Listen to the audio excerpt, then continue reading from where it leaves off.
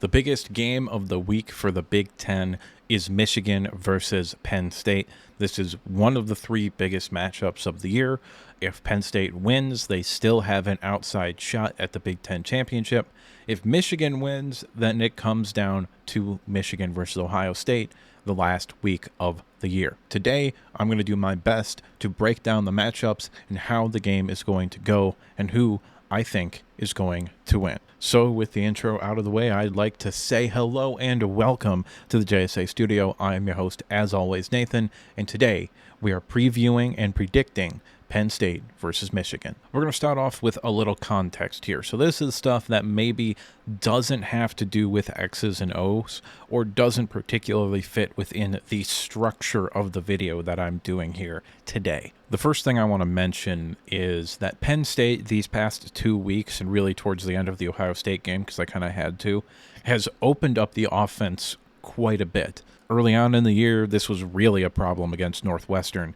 The offense was so conservative and they couldn't run the ball that the only way that they were really scoring all these points were because the defense was putting them in such great position to be able to score points. But these past 2 weeks against Maryland, even though that number is a little bit inflated in terms of the points that they scored, and against Indiana, because they had to, they really opened up the offense. They let Drew Allar take that next step into being a quarterback, and that's made this game significantly closer than it probably would have been if you had asked me after the Ohio State game. You hear me talk about how Penn State has opened up the offense in the quarterback section of this video a little bit more. I'll mention it a couple of times and why it's different, so I'm not really going to get into that a whole lot right here. But I wanted to bring it up because that is such a big reason as to why I think Penn State has a real chance to win and why some people and some computer models are picking them to win outright, even though the traditional sort of analysis and pundits are not particularly looking at this as a game that Penn State really has all that much of a chance to win. The next thing is a fact that I'm not necessarily sure some Michigan people are going to be willing to accept. And every team, unless you're like an all-time great team like 2021 Georgia or 2019 LSU, every team has a dirty little secret. Something that they don't particularly want to talk about and everybody just kind of glances over when it comes to them. Michigan's last year was that they couldn't rush the passer. Michigan's this year is that they can't run the ball. Donovan Edwards has not been the same player that he was last year. Blake Corum has gotten significantly less explosive than he was last year, and he got significantly less explosive in 2022 than what he was in 2021. It's because he keeps putting on weight and not understanding what he is as a running back, which is a small, shifty guy, and that it doesn't matter if he gets up to 215 pounds because he's going to lose all of his explosiveness, and that's effectively what happened. And the meniscus injury, does that maybe play a part of it? Sure, but it's been 11 months at this point, and he still is not the same player that he was last year or in 2021. And so I think it has more to do with the fact that he's kept putting on weight and lost that long speed that he used to have, particularly in 2021.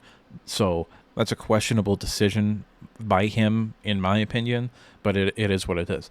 Either way, Michigan is not run blocking very well, and that's largely because the center play has taken a dramatic step backwards from Oluwatimi to Drake Nugent, and I think Drake Nugent is actually a better NFL prospect than Oluwatimi, but Oluwatimi is light years ahead of him in terms of actual play on the football field. Zach Zinter appears to have taken a step backwards. Trevor Keegan is kind of the same player that he was, and that's not all that good. And Ladarius Henderson, despite actually doing pretty good in the pass game, has not been very good in the run game, and we already kind of knew what Carson Barnhart was from last year, which is exactly that, a guy who's a really good pass protector but can't move people in the run game. So Michigan's inability to run the ball is going to be something that you're going to need to keep an eye on, especially because they're playing this week the number one run defense in the country by a large margin, and Ohio State is number 2. So them not being able to run, them maybe not being able to have the play action be as effective as it is, which is where J.J. McCarthy excels, is going to be a major storyline in terms of how Michigan can respond to that in game. Next thing on the docket is going to be turnovers, field position, and penalties. So Michigan has been very good at creating turnovers and not turning the ball over. Field position, they've been, above average at, but that's not particularly a strength of theirs. But they are the least penalized football team I have ever seen, at least at the Power 5 level. I know that like every year Navy and Army and Air Force are never penalized because they only do 3 things, so they're really good at doing those 3 things. But at this higher level of competition, to have as few turnovers as they have had through 9 games is a historic accomplishment. So Michigan has kind of been elite at 2 of these things and kind of just okay at the other one. And the same thing is true for Penn State. They've been really good at not turning the ball over and creating turnovers.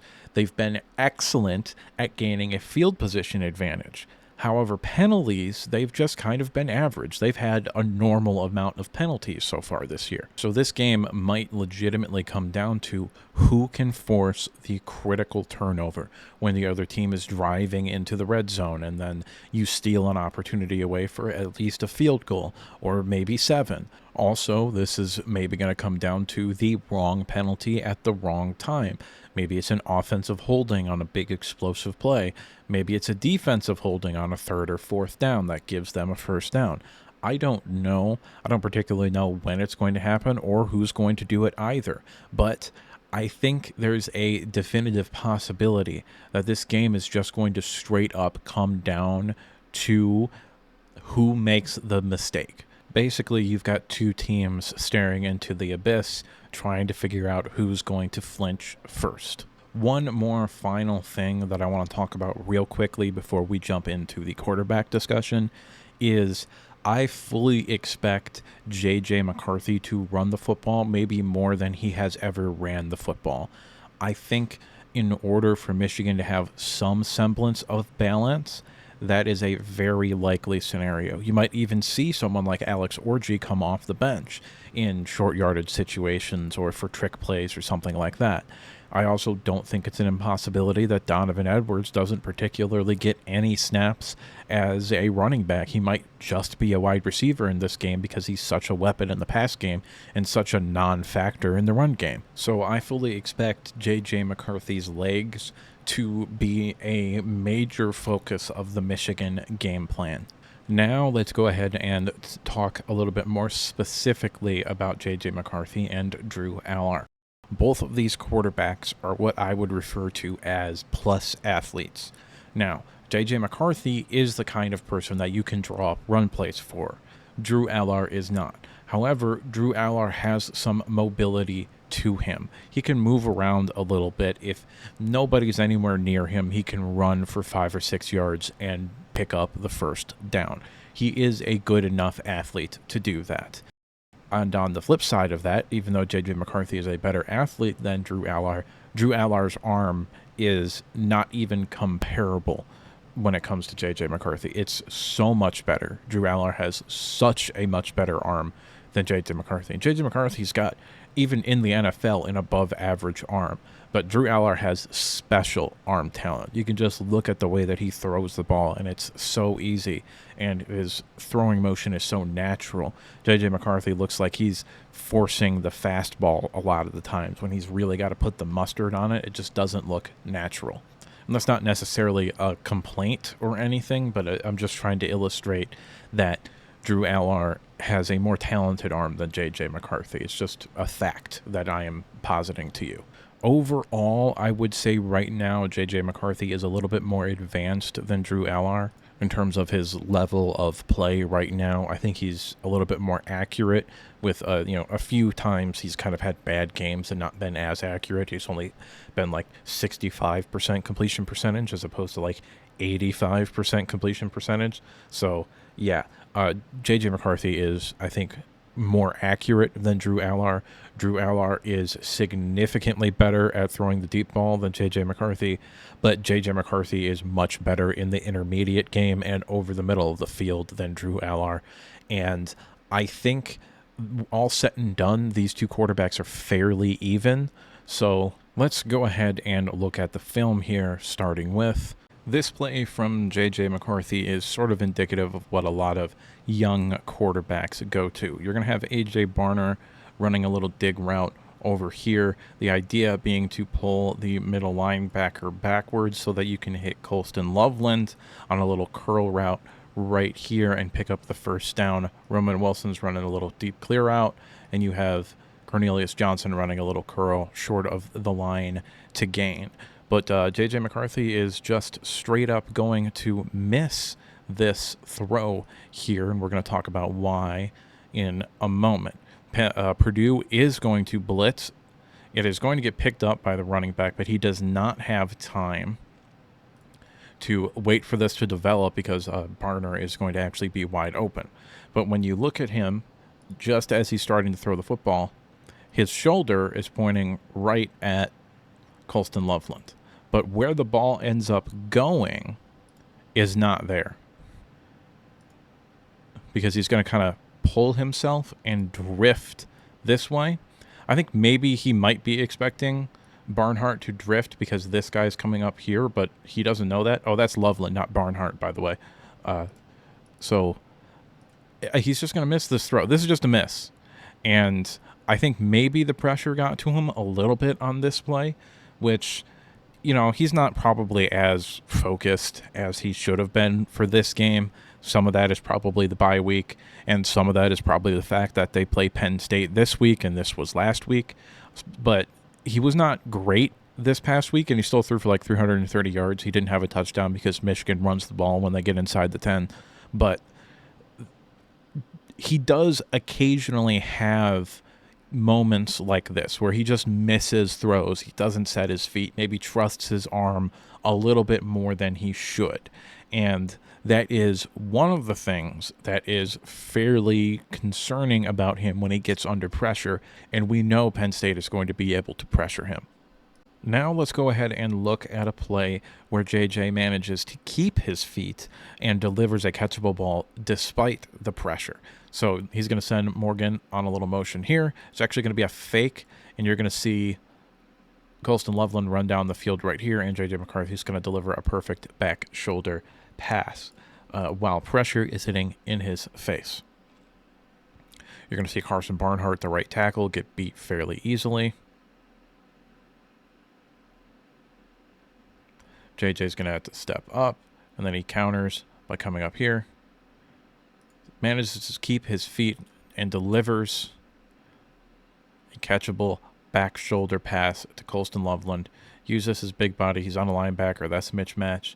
Linebacker manages to make the tackle, saves the touchdown. I mean, 31's right here. He's probably going to tackle him, but it is what it is. So this is good out of J.J. McCarthy. He manages to keep his feet, and he manages to deliver a catchable ball that Colston Loveland hauls in. Even though there's not a whole lot to break down on this play, let's just look at the situation here. It's the fourth quarter. You're already up big, 1st and 10. And they're going to run a little fade here to Cephas, number 1, up at the top of the screen over here. There's not a whole lot to break down in this play. It's a beautiful throw by Drew Allar, but schematically, this is what's different about Penn State. It's not even really a play action because he doesn't fake it. The wide receiver acts like he's faking it, but he doesn't actually. And this is just going to be perfect ball placement. Boom. That's where the ball is. And Cephas, the ball's right here. It's going to plop right into his hands. It's a beautiful throw. That is indefensible. It is impossible for the defensive player to make a play on that ball the way that it is thrown. The only thing he could have done is jammed better at the line of scrimmage, but the second Cephas won, it was game over. That is what is different about this Penn State offense the past few weeks. They're actually letting Drew Allar throw the football. They're actually running concepts. They're letting him show off the arm strength. They're throwing it deep. They've completely opened up the offense. I don't know why they didn't do that against Ohio State, but these past 2 weeks, they really had to against Indiana, because if they didn't open up the offense, they would have lost that game. But this past week, they didn't have to, and they still did. So That is what is different about this Penn State team, is the fact that they're actually throwing the football with design and purpose, and Drew Allard has looked spectacular the past 2 weeks. Along with looking spectacular, Drew Allard is also just making absolutely absurd throws. So right here, situation, tie ball game, 24-24, 2 minutes left, just under 2 minutes left. And pre-snap here, you can see where Drew Allard's eyes are. He's looking right over here to this DB right here. He knows the safety's right here, and he can figure by the alignment that he's going to get pressure and that this is going to be cover 0, which means that Keandre Lambert-Smith right here is going to be wide open on the slot page. This poor DB right here does not know what is about to happen to him. He's got no chance on this play. No chance. This is maybe one of the best throws a quarterback has made in the Big Ten this year. There hasn't been a whole lot of high-level quarterback play, but this throw is spectacular. The offensive line does a good job of picking up the pressure. Allard's going to let it rip. And you can see by the position of where the wide receiver is, he is just outside the numbers. That is exactly where you want to be when you're catching a fade ball, because you have room to drift a little bit to the sidelines. Keeps himself in feet. That's great balance by him. And he's going to be able to walk into the end zone and win the game for Penn State. That is a very good throw, but more impressively, the pre-snap recognition of what the coverage is going to be and what that means for the play that they're running and how he can take advantage of that, and then executing it during the play is high level quarterbacking. And these past 2 weeks have really done a lot for Drew Allard in my mind. They've kind of opened up the offense, and they're letting him be a quarterback now, which is good to see if you're a Penn State fan. The next group we're going to look at here is going to be the running backs. And unfortunately, there isn't going to be a film breakdown in this segment because it's kind of difficult to talk about running backs without all 22 footage. So we're kind of just going to talk about the physical talent and why I like both of these running backs and the running back rooms so much, as well as kind of why both of these running games have not been as effective as they were last year, and why they haven't particularly met the standards that both of these fan bases kind of hold them to. I think the main problem for Michigan in terms of the running game is that they have not been able to break the big play. That's just not something that's particularly happened, especially in Big Ten play. All of their explosive plays have come in the pass game, and even then they're not really getting long touchdowns. It's more of like 20, 30-yard gains. So explosiveness is definitely a problem for Michigan. Penn State, it's the same sort of story, although they have had more explosive success in the run game than Michigan has.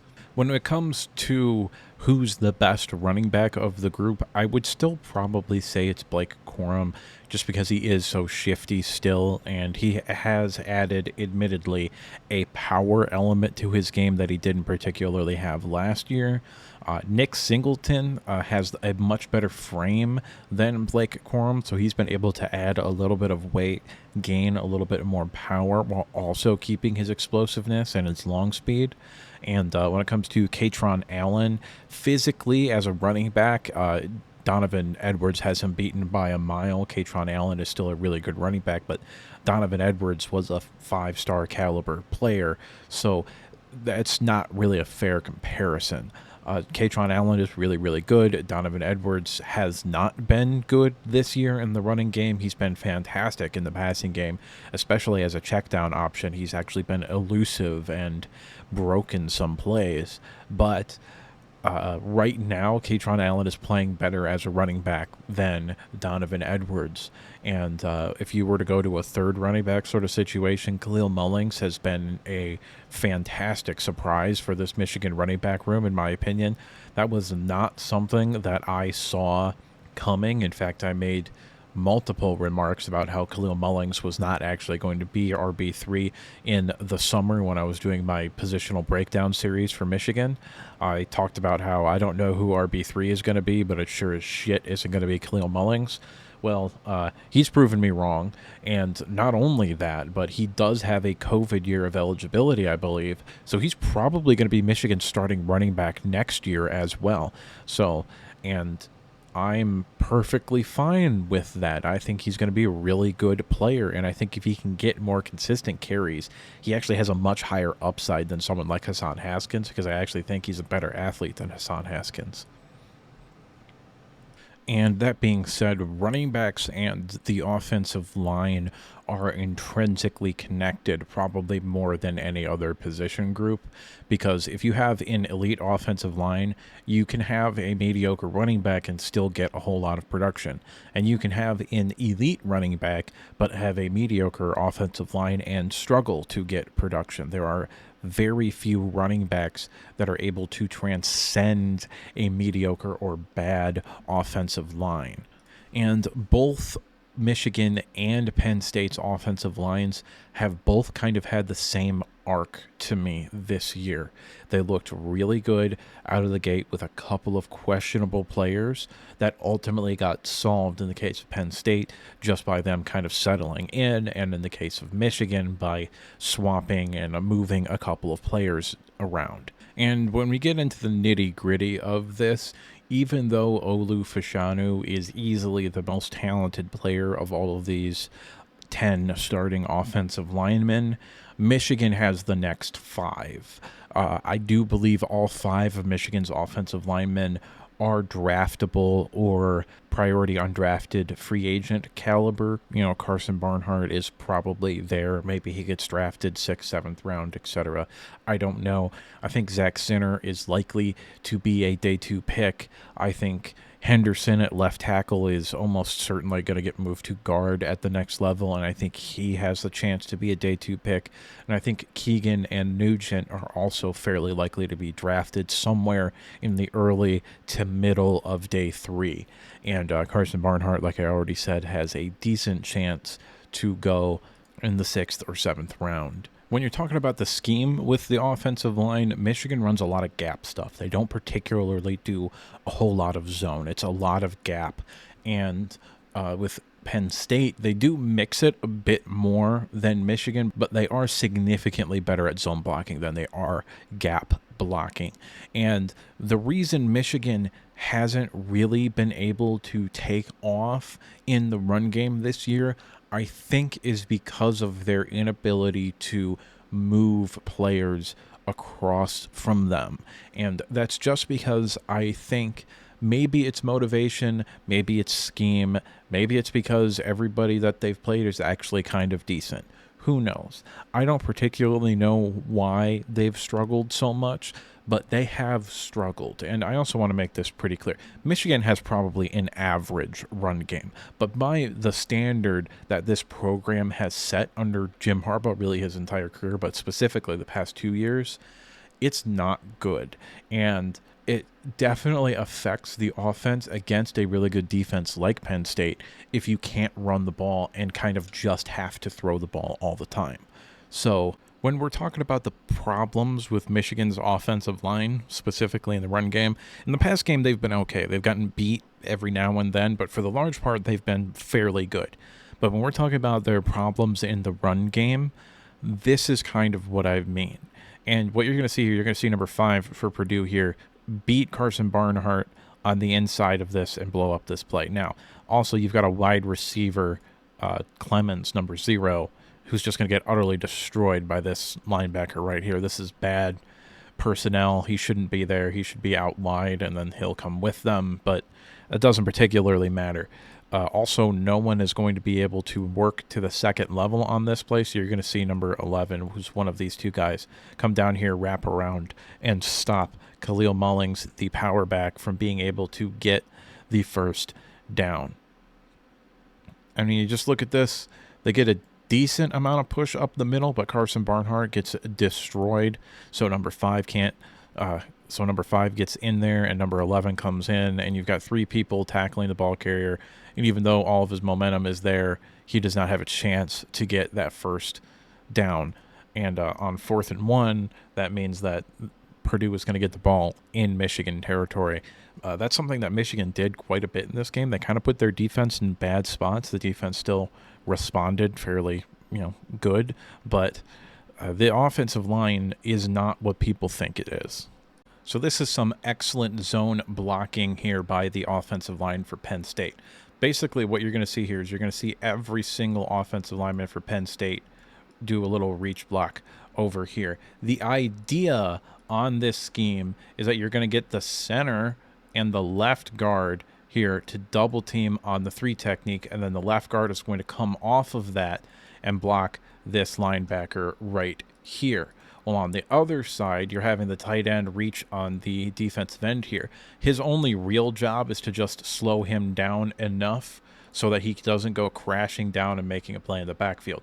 The tackle is then going to try to reach block on the defensive tackle here, and the left guard is going to try to get upfield on this linebacker, which, if all this stuff happens over here and then he works up here, will create a massive hole right in the middle of the field and effectively make the running back one-on-one with the free safety. And that is exactly what is going to happen on this play. He's going to get the ball. This is Katron Allen running, I believe. He's going to have a massive lane. Get right up the field. Free safety is going to be the one to make the tackle. Well, actually, he breaks that tackle, and then it's just pursuit after that. But this is like a 20-yard gain. It's excellent zone blocking by the Penn State offensive line. Moving on to the skill positions, or wide receivers and tight ends. Running backs are also considered skill positions. I think quarterbacks are as well. But for the purposes of this video, skill positions constitute wide receiver and tight end. In terms of the wide receivers, I think the one with maybe the most NFL upside, and also probably just the best athlete of the group, is probably Keandre Lambert-Smith. I think he's a very good wide receiver who's kind of being limited by the scheme and the fact that they don't particularly use him the way that I think he should be used. And then at number 2, I would probably put Roman Wilson. He's fairly good. He's a slot player at the next level, but he does have, I think, probably high 4.3, low 4.4 speed. So he does have the potential with good routes to be able to take the top off the defense. I think he's probably a day 2 pick, maybe early day 3. And then at number 3, I would put Cephas. I really like him. I think he's somebody kind of like Parker Washington, who's going to go in like the 4th round and make somebody look really smart for taking him there. And then Cornelius Johnson would probably be number 4. If we're going down the list, I just don't know enough about Penn State's young guys to be able to delineate any real farther than just the top 3 or 4 wide receivers.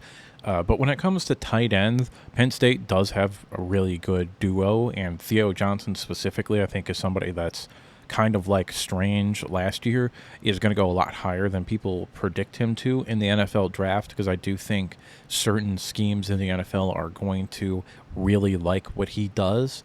But Michigan has the better tight end group pretty clearly. I think Barner has slowly been moving up my draft board from somebody who was like a 5th, 6th round pick to now I think he's seriously in the day 2 conversation. Also, this is a very weak tight end class. Outside of like the top 3 or 4 guys, there really isn't a whole lot of depth. So he is someone who I think could seriously rise up the draft board to potentially being a middle of day 2 sort of draft pick. Theo Johnson is also somebody that I really like. I've already mentioned him. But Colston Loveland is what kind of tilts the scales in favor of Michigan when we're talking about the skill positions here. And that's because I think Colston Loveland legitimately has first round top 20 pick upside. This is a guy who's 6'5", 250 pounds, catches everything, moves really, really well. He's a tremendous athlete, and I just genuinely believe that this kid has first round tight end written all over him. When talking about the Michigan skill group overall, it's kind of really hard to show you why I like them and why they're good, because it really has more to do with JJ McCarthy and his ability to scramble, and also his ability to just put the ball exactly where it needs to be.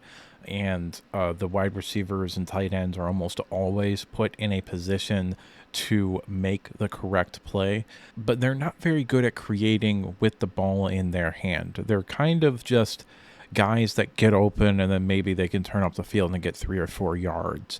They're not really yak guys. They're also not really contested catch guys. It's kind of really weird because in like any measurable category, they're not all that great other than maybe route running, but they're really good and really effective, and they've kind of just cooked everybody they've gone against this year.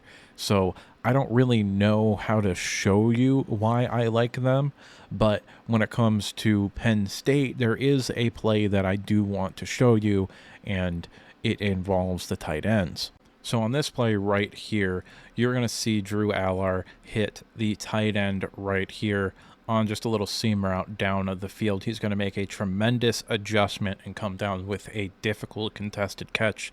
You're going to see number 11 here run a little slot fade. Singleton's going to run a curl, but Drew Allar knows exactly where he wants to go beforehand. He likes the matchup with the tight end on this guy right here, so he says, I am going to throw it there.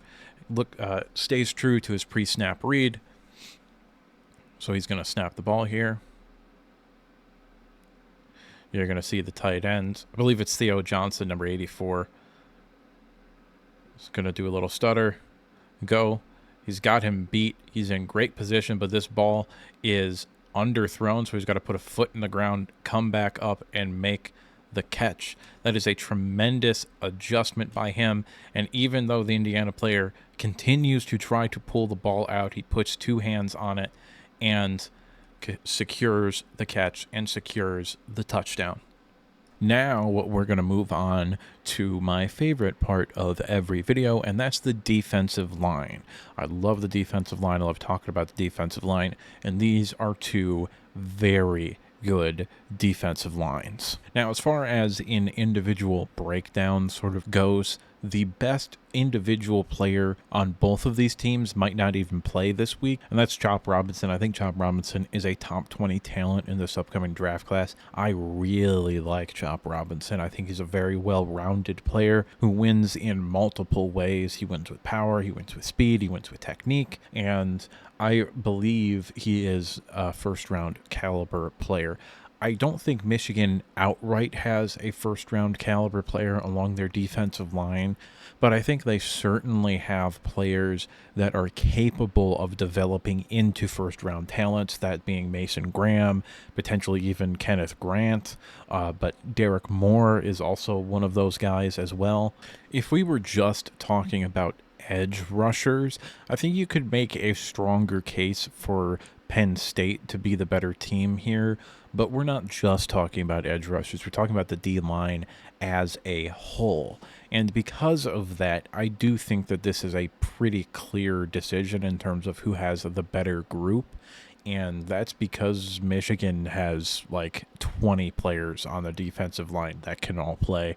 Realistically, they have 10, 9 maybe, but there is almost no drop-off from the first unit to the second unit, and there's almost no drop-off in terms of production from the run group along the defensive line and the pass group on the defensive line. So I really think Michigan might have legitimately the best defensive line in the country. I think that is their most elite unit. When it comes to the most important thing that the defensive line does, which is generate pressure on the passer, these 2 teams do it in fantastically different manners. Michigan wins a lot with stunts twists specifically where they have the end diving into the B gap and the tackle shooting out into the C gap. They get a lot of pressure on those, and they do win consistently. And Penn State, on the other hand, wins by creating confusion along the offensive line and through blitzing. And I'm going to walk you through an example of both of these things for Michigan and Penn State, starting with Penn State. This is what Penn State does defensively. This is what they do. They're going to create confusion. So over here, it looks like just a normal 4-down lineman. But what you're actually going to see here is this linebacker, I believe it's Carter, he is going to blitz, and this edge rusher here, number 33, is going to fall back into play a little zone here. Now, what that's going to do is this right guard here thinks he has to block this defensive tackle because this tackle thinks he has to block number 33 here. Well, number 33 is going to drop back into coverage, so this right guard is going to end up doing fuck all while a linebacker just blitzes right past him. Now, the RB is actually going to do a pretty decent job picking that up to try to block the blitz, but what it does is allow this guy right here on the other side, I believe he's number 20, he is going to have a one-on-one opportunity, and he is absolutely going to destroy the left tackle and pick up a sack. So there comes Carter on the blitz. And you can see right here, now the right guard should have realized he's going out on a stunt, so let me come back and block this blitzer here. Well, that's not what he did, because then that would have allowed, if he had picked out the blitzer, that would have allowed the running back to give help over here, and maybe Tagovailoa would have had a decent chance to make a play. But let's focus right up here now, right there on that guy. He's just going to destroy this left tackle. And with a little inside move, it's a sack. 3rd down and 6 turns into like 4th down and 15, and Maryland has to punt the ball. So the D-line on this play right here for Michigan, they're going to fake a little blitz with Junior Colson right here, and we're going to see a little wraparound stunt on this side. They really like running this stunt with Jenkins here as the D tackle on that side. And they're going to be able to get pressure, but not actually from the stunt side initially. You're going to see Moore force the pressure here on just a straight speed rush. Now, I really like Derek Moore. I think this is a guy who has first-round potential. And then on the wraparound stunt, you're going to see Jenkins also get there. Now, the defensive tackles kind of got all muddled up right in here, so they wouldn't be able to make a play on this play. But normally, if they didn't fall down, they could potentially be making a play right now. And Hudson Card is also way more athletic than Drew Allard. Drew Allard can move a little bit, but Hudson Card can actually run the football. And he's just going to miss this throw on the run. That's wide open. Michigan does have their backup safety into the game at this point. But this is a very good play by the Michigan defensive line. The stunts is what gets people more often than the blitzes. They're very effective at blitzing. Specifically, Mike Barrett is absolutely great at timing blitzes, but it's not particularly the blitzes where they end up getting the most pressure. It's when they're just rushing for and running stunts. Now, it's kind of hard to talk about the D-line and blitzing without talking about the linebackers, so I did kind of talk about the linebackers a little bit, and in fact, I showed you a play where Abdul Carter blitzed and generated some significant pressure. But when it comes to these two linebacker units, they have very different roles. Penn State gives their linebackers a lot more responsibility than Michigan does. Now, Junior Colson and Mike Barrett are excellent, but they are nowhere near Abdul Carter. Abdul Carter is maybe the best linebacker in the Big Ten since Micah Parsons. And I thought last year that Tommy Eichenberg was the best linebacker in the country. So there has been some seriously high-quality linebacker play in the Big Ten, including Jack Campbell and other prospects and players as well. So that is some serious high-level praise that I am giving out to Abdul Carter. I think he's a lock for a first-round pick. If he could come out this year, he'd be my linebacker 1 by a mile. He's absolutely spectacular. Now, Jennings is also very good for Penn State. I think he's probably more of a late day 2, early day 3 kind of a guy, whereas Abdul Carter's like a top 20 lock. And Junior Colson and Mike Barrett are two guys that I'm pretty confident are going to get drafted. I think Mike Barrett has a lot of special teams upside as well as a specific role that he can do very well in the NFL. And I think Junior Colson is the kind of athlete and all-around player who ends up just playing in the league for a long time, even though he doesn't particularly ever become elite at any one thing. He's just like a really well-rounded all-around linebacker. So I do think both of those guys are going to get drafted, and I do think Penn State's main two linebackers in Jennings and Abdul Carter are also going to get drafted fairly high. I will also say this. Michigan's linebackers benefit from more high-level play along the defensive line than Penn State's linebackers do. Penn State's linebackers kind of operate independently of what the defensive line does because they're so fast and they're so talented, whereas Michigan linebackers can occasionally get caught up in the mess or the muddle, so to speak, of the offensive line trying to block people, and that's not particularly a problem that the Penn State linebackers have because they're so fast and they're so talented, and also Penn State's defensive line is also very good. But if the defensive line gets blocked on a play, you don't particularly see the linebackers going above and beyond to be able to make a tackle or make a stop. Sometimes they pretty much just need the defensive line to be able to at least survive, kind of hit like a net zero in order for them to operate at a high level, which isn't that big of a deal. It's just Penn State's linebacking core is just special. So I just wanted to highlight that.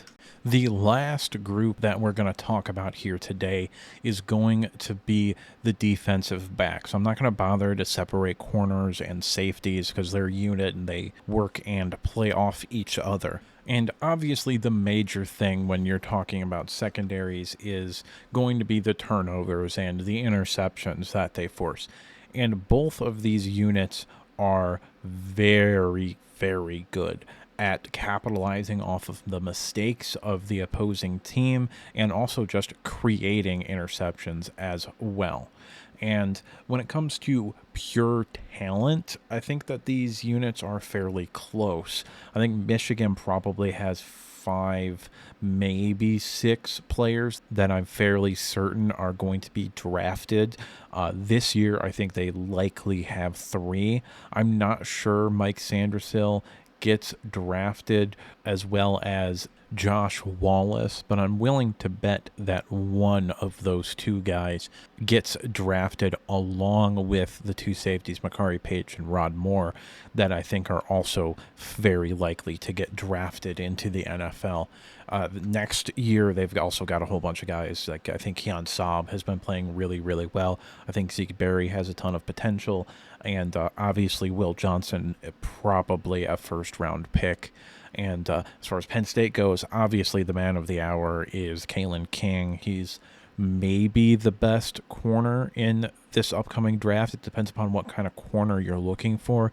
If you're looking for man-to-man, you'd probably prefer Kool-Aid McKinstry. If you're looking for zone, though, you're probably going to want Kalen King more than McKinstry. And DeJean from Iowa is also somebody that's worth noting if we're talking about the best corners in this upcoming class. But I do think Kalen King is in the conversation for CB1 in this upcoming class, especially if you're a team that runs a lot of zone and not so much man. An underrated part of secondary play is the ability to come up and tackle, and both of these teams are very good and very willing to tackle in the secondary. But I do think that there is a little bit of separation between the two in that area. I think they're just about dead even in coverage in terms of man versus zone. It's kind of hard to compare because Penn State runs a lot of zone and Michigan runs a lot of man. So it's kind of hard to compare who's better in terms of actual coverage, but I think they're fairly even. They're about just as good as the other. It's just that they're in different fields. But when it comes to run defense, there is a little bit more of a one-to-one comparison there. And I do think Penn State kind of separates themselves. And when it comes to coverage, I do think Michigan kind of does have a little bit more upside in zone coverage than Penn State does in man coverage. So I'm going to show you Penn State in run defense and Michigan in zone to kind of talk about that a little bit. So this play right here is an example of what separates Penn State's secondary from almost every other secondary in the country. And that's recognition and the ability to tackle in space. And what we're going to see here is this slot corner right here is going to just blow by the wide receiver and make a tackle for a loss on a little designed swing screen here for Ohio State. Number 25 is their nickel corner, I believe. We're going to see Kyle McCord snap the ball. And just instantly, you can see down here, these wide receivers are squaring up to block. And Mayan Williams over here is preparing to get the ball. Effectively a screenplay. You're going to see 25 recognize it almost at the same time the ball is thrown, come up the field, make a very good tackle against a very good running back in Mayan Williams. Kalen King and number 6 are there in case he breaks the tackle as well. That ability to recognize a play quickly and to blow it up into the backfield and then to make the tackle is what separates Penn State's secondary from almost every other secondary in the country. So this play right here, what we're going to see is they're going to read pass here in this situation, and you're going to see a little stunt from Michigan's run defense here. Actually, this is their first down run defense set rather than their passing situation set. You're going to see a little stunt in here with Jalen Harrell and Chris Jenkins, and Jalen Harrell rather is going to get in there and affect this pass. And then the zone coverage on the back end, specifically Will Johnson, is going to end up getting an interception on this play. Michigan's defensive line works on the stunt, affects the pass, and Michigan's secondary takes advantage of it. So this play right here, we're going to let it run nice and slow, as usual. You're going to see that stunt right there right now. And Harrell is going to beat the guard, get in there and slap Hudson Card's hand. And Will Johnson is going to intercept it.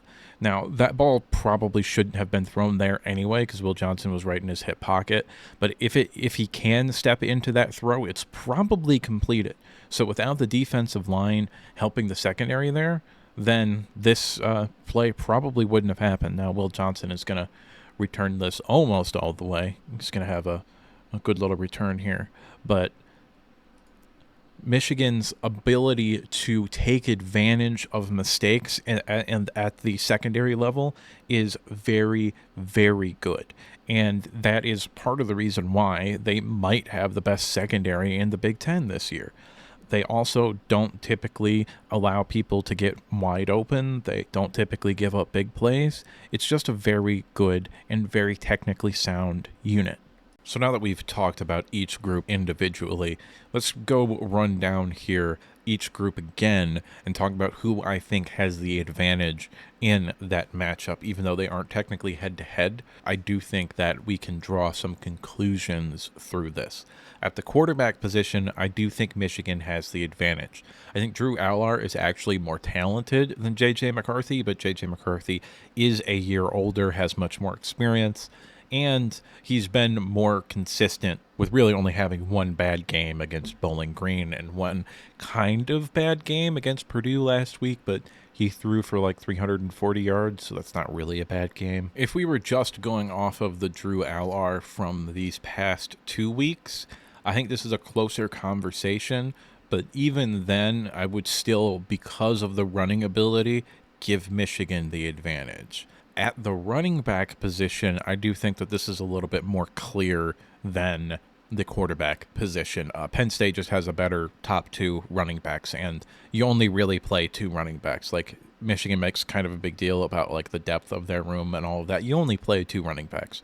And Penn State's running backs this year have been better. Katron Allen and Nick Singleton have been better than Blake Corum and Donovan Edwards. You can make the argument that Blake Corum has been the best individual back, and that's fine, but Donovan Edwards has very clearly been the worst. So I don't really see an argument for Michigan to have the better group at the running back position this year. And I came into this year saying they had the best running back room in the country, okay? So that's been mildly disappointing. I don't particularly think it's mattered all that much because the passing game has improved so much. But I am going to give Penn State the edge at the running back position. So the skill positions, or wide receivers and tight ends, and the reasons that I have them linked up here is so that I can have 7 groups instead of 8 and come to like an actual conclusion. And the conclusion that I'm coming to is because Michigan's tight ends are so good and have so much upside, I think Penn State's wide receiving core is just slightly better than Michigan's, but I think Michigan's tight end group is clearly better than Penn State's, and I really like Penn State's group. But Michigan might have the second best tight end room in the country behind Georgia. When it comes to the offensive line, I think as a unit, even though Michigan has struggled in the run game, I do think Michigan has a better overall unit than Penn State. I don't think it's a large margin, but if you take out Olu Fashanu, I do think it's a large margin. So one player is not good enough, in my opinion, to elevate one group above the other, specifically on the offensive line, because you can make the argument that no one position on the offensive line is more important than another position on the offensive line. So I am going to give Michigan a somewhat definitive edge when it comes to the offensive line group. And when it comes to the defensive line group, I am going to give Michigan the edge, because if we were just talking about edge rushers, I think you can make the case Penn State has a better group of edge rushers than Michigan. I would not make that case. I think Chop Robinson is the best individual edge rusher, and I think Penn State has a lot of other highly competent players, but they don't have the depth that Michigan has, in my opinion. I think Michigan has 4 or 5 guys that can come in with basically no drop-off. I don't think Penn State has that. And when it comes to the interior, it's not even particularly a discussion. Michigan, I think, has multiple first-round picks along the interior of their defensive line, maybe even 3. So I don't particularly think that this is very much of a conversation. You can make your argument if you want to, but I'm going to give Michigan the edge along the defensive line. At the linebacker position, this isn't even a conversation. Abdul Carter alone puts Penn State above Michigan, and Abdul Carter is absolutely spectacular. He should win the Butt Kiss Award. Don't know if he's going to or not, but he should win the Butt Kiss Award. And Curtis Jacobs, who I think earlier on in the linebacker portion of this video, I think I called him Jennings, but it's Curtis Jacobs. He's also really, really good, and he's kind of put on some weight from this past year, so that's good for him. Tad bit undersized, like maybe just a little bit undersized, but that doesn't particularly matter. Very fast, very good player. Really like Curtis Jacobs. And I think both of those players are better than Junior Colson, who I think is Michigan's best linebacker. So I'm going to give Penn State emphatically the advantage at the linebacker position. And when it comes to the defensive backs, this was the hardest time that I had in terms of picking who is better. This is the closest conversation here, but I am just slightly going to give Penn State the edge, and it really comes down to the fact that they are better at their main thing, which is zone coverage, than Michigan is. And I do think they're just slightly better, but I do think they are better in zone coverage than Michigan is in man coverage. Again, it's just slightly. These are 2 elite units. I think these are 2 top 10 units in the country when it comes to secondary play. It's very close. I just want to keep emphasizing that because I know Michigan people are going to be mad that I'm putting Penn State over them, especially because in the DB section of the video, I said that I can't really make a one-to-one comparison between them because Penn State plays zone and Michigan plays man, but I have to go with my gut instinct here, and I do think Penn State has the better secondary. Overall, that gives Michigan the edge in the positional breakdown portion of this video. Now we're going to move on to what actually matters, and that's the matchups. So position versus position, where they actually go up against each other. So we're going to start off with the Michigan quarterback versus the Penn State defense, and I'm going to give the edge to the Penn State defense. I do think that Michigan is going to be somewhat limited below their typical production in this game, and what I mean by that is that not necessarily Michigan is going to be held below their average points per game, because they're going to be held below their average points per game. I think they're going to be held below their expected output in this game. So basically, whatever you think that they could score against this team, I think they're going to score less than that, because Penn State's defense is that good.